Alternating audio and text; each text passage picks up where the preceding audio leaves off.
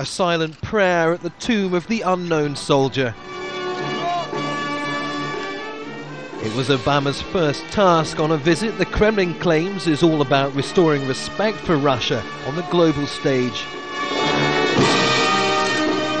At the close of talks, a joint commitment to reduce nuclear stockpiles and the decision by Moscow to allow the US use of its airspace to ferry troops and supplies to Afghanistan.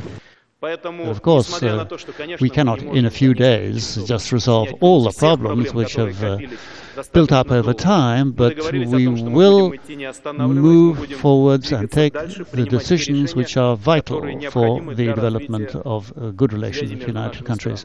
We've taken important steps forward to increase nuclear security and to stop the spread of nuclear weapons.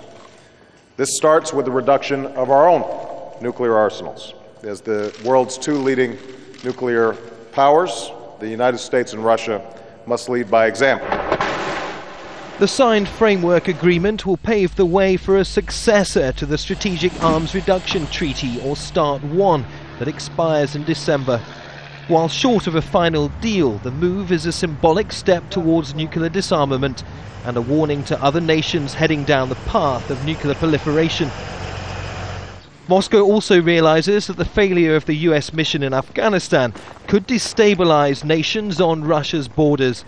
Unprecedented American military access across Russian territory has been seen as a milestone in cooperation.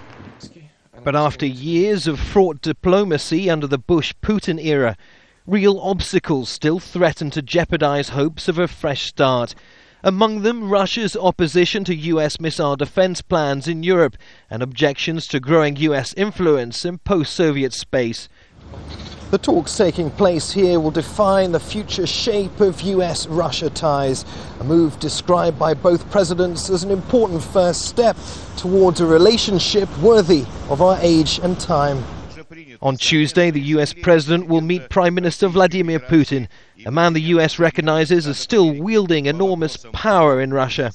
Who still remains the chief decision maker in Russia, and he has this deep distrust of the United States because his experience with it, in his perception, has been about the US taking advantage of Russia's weakness.